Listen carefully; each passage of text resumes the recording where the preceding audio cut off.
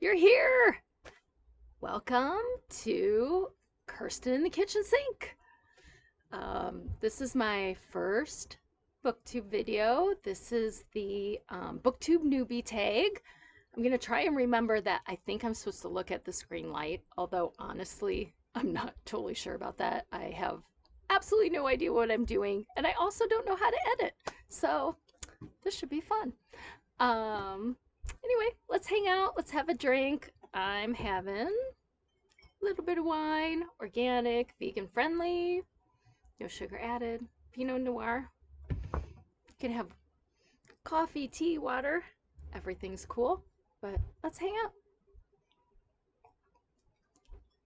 All right, let me grab my notes.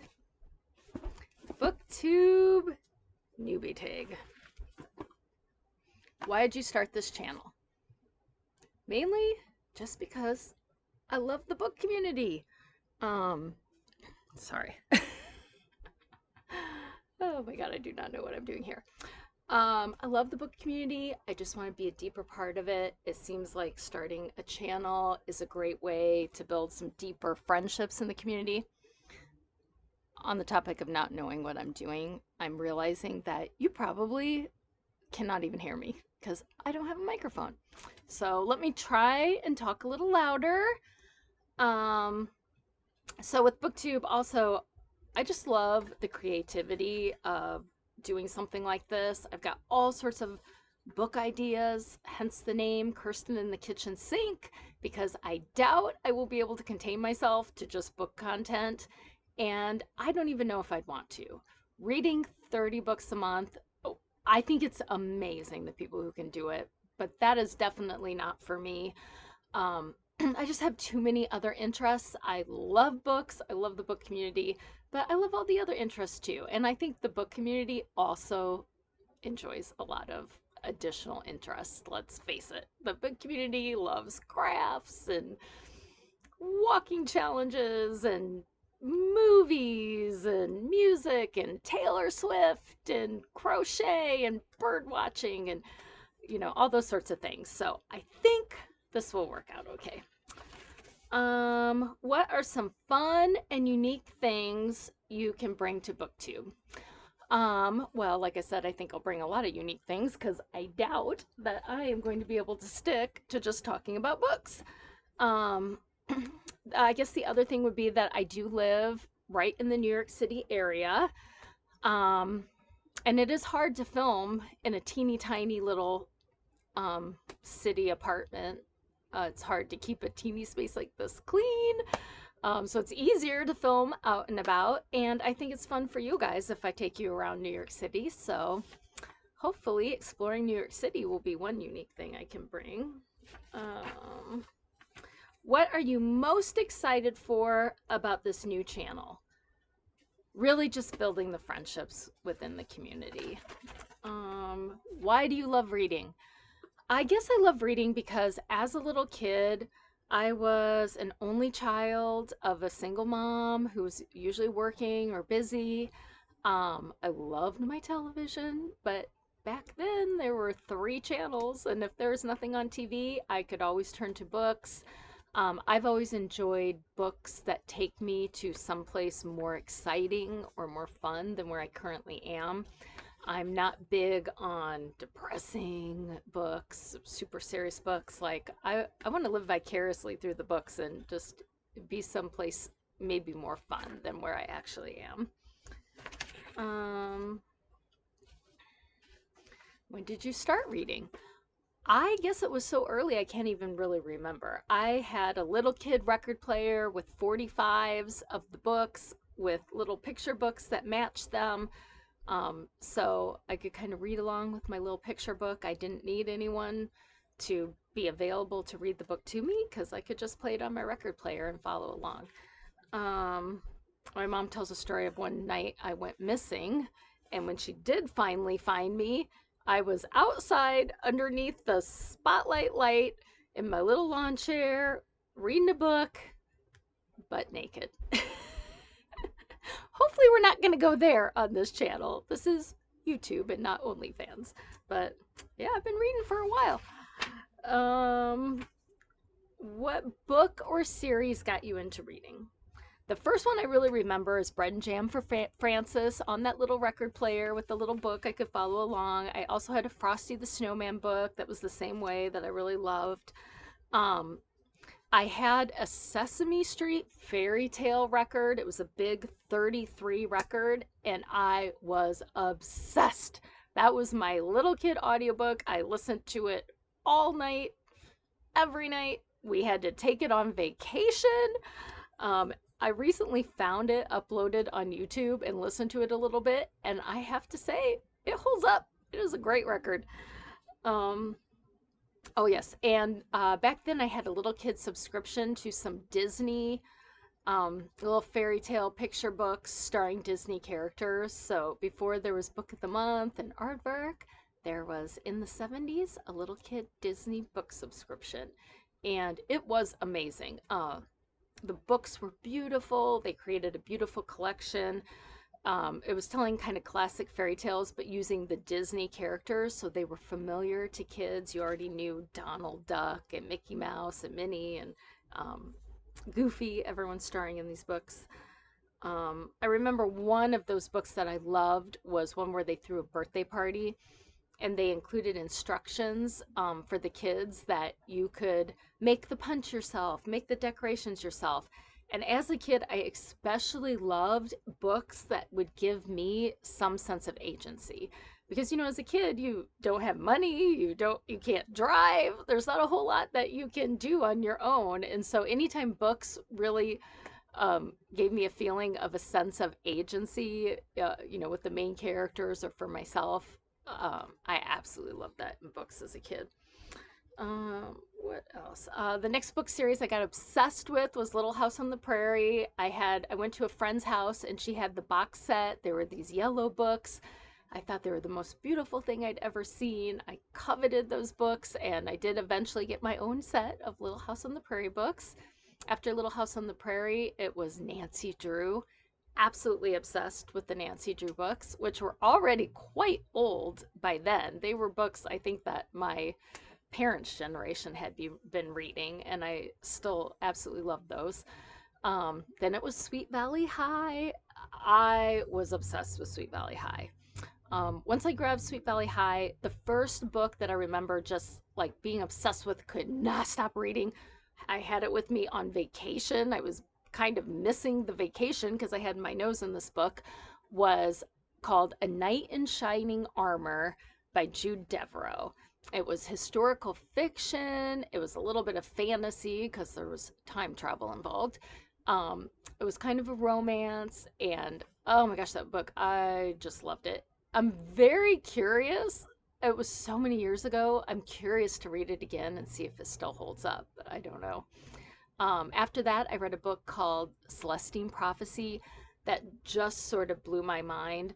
Now it probably wouldn't, but the kind of new age type thinking was just coming around at that time, and so the ideas seemed really new and mind-blowing. And the really fun thing about that reading experience was that I happened to be reading it. I was living in Aspen with my boyfriend at the time, and he had a friend visiting who was also reading that book. So we were able to, you know, as we'd finish chapters, we'd be like, oh my God, can you believe what happened? Blah, blah, blah. And I think that was the first I really realized, oh my gosh, as fun as reading is on your own, to do it as a community experience is so much better. It's double the fun. After that, I think like the next one that really blew me away is my favorite book to this day, which is Midnight in the Garden of Good and Evil. And if I knew what I was doing on Booktube, maybe this would not be backwards. Maybe eventually I'll figure that out. This one also, this reading experience involved a different boyfriend, that we were both reading this book at the same time, and I was quite enamored with this man. So I think that was probably, you know, sometimes you don't know if it's the book or the reading experience that you loved so much, but so it might have been also partly the reading experience. But we were buddy reading this together, and as soon as we finished it, we went on a little trip to Savannah, Georgia, and Savannah, Georgia did not disappoint. the interesting thing about this book is it reads like a fiction book, but it's actually based on a true story. So a lot of the characters in the book were real Savannah characters. And at the time that we were reading this book had just come out. So those people were still alive and out and about in Savannah. The architecture that they mentioned in the book is all real Savannah architecture. The little squares and the mossy trees and the statues and all of that are real. When you go there, you will experience it in person after reading the book, and I highly recommend that. And this book really is a testament to everything I love about a book, which is having a vicarious experience. The characters were so much fun. Now, granted, the book is a murder mystery, but around the murder, there are wild parties going on, interesting characters, a beautiful, amazing historic city, just a setting that you kind of want to be in, that I want to be in. So let's see. Well, the next question is, what kind of books do you like to read? I think I basically just described that. Ideally nothing too depressing. Although I know that those are usually the best books, the hardest hitting. So sometimes I will read those just to have the experience, but it's not my favorite. Where do you read? Usually, unfortunately, I'm reading in this teeny tiny little shoebox apartment. But where I would like to be reading is outside. I love being outside. I live in an amazing area with amazing views of New York City, so I should be outside. I'm not too far away from Central Park, so maybe we can do a YouTube video reading in Central Park. Central Park is probably my favorite place in New York City. What does your book collection look like? My book collection looks like a book hoarder who is probably someday going to be found dead, buried under a pile of books. And the crazy thing about that is that I love giving away books. It's really just mostly books that I have yet to read, or that I read and I felt rushed and I want to read it again. But once I really do feel like I've experienced a book, my favorite thing to do is send it out into the world and let other people enjoy the experience. Another thing about this book collection, there's a meme on the internet about books being like a wine cellar, and that is definitely very much the way I think of my book collection, is to just have something available for any mood that might come up. I am a huge mood reader, and I love the feeling of knowing that any topic or any mood that may come up and catch my interest, there's probably going to be a book available at my fingertips to satisfy that mood, and I love that feeling. Who are your favorite booktubers? There are so many. Let me try and narrow it down, though. Absolutely Alexandra Roslin. She is the booktuber that made me want to do it. Her videos are so beautifully planned and executed and aesthetic and well edited and produced. To me, she is top tier. And I think most people are probably familiar with Darlene Desi, who I think started as a booktuber, now is technically maybe considered a romanticizing life vlogger. I still think of her kind of as a booktuber. Her videos are amazing. She has a different aesthetic than me, but I just love watching her videos, as I think most people do. Of course, Gavin reads it all. His creativity is unmatched. And when he goes to spend weekends at haunted places, I can't get enough of that. That's so much fun. Gabby reads. I would say she and I probably have similar reading tastes to some degree, so I always like to hear what she thinks of books. I always like to hear what Reading Riley thinks about books. She's just really interesting to listen to. Her taste in books is maybe a bit adjacent to mine, but I still just always love hearing her thoughts on them. Gwendolyn Kensinger, I love watching her videos. I enjoy being a part of her Patreon. She does a really great job of making her Patreon really feel like a tight tight-knit community.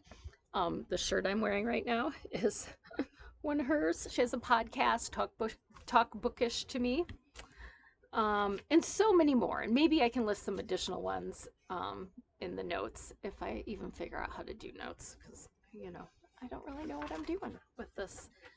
What challenges do you think starting a booktube channel will be the hardest to overcome? Well, the two T's: technology, because I do not know what I'm doing with technology, and of course, time management. And I think everyone has the challenge of the time management problem. For me, anyway, there are infinite ideas of things I would love to do with these videos. The question is how in the world I'm going to find the time to do it. So we'll see. Oh yeah, and the other challenge, as I mentioned before, is having an apartment the size of a shoebox. And I am not a naturally organized person. Living in an apartment this size, like, I tend to think is a little bit akin to van life. Like, it's like operating a Rubik's Cube for your life. So I don't know, maybe I'll make some videos of van life living in an apartment, in a tiny city apartment. And I think that's it. So thank you so much for joining me for my first video. Please feel free to, leave any comments if you have any suggestions, any helpful tips, especially as far as technology goes with Booktube, your favorite books, anything you want to talk about, let me know in the comments. Hit subscribe, and I look forward to us spending a lot more time together. Have a great night.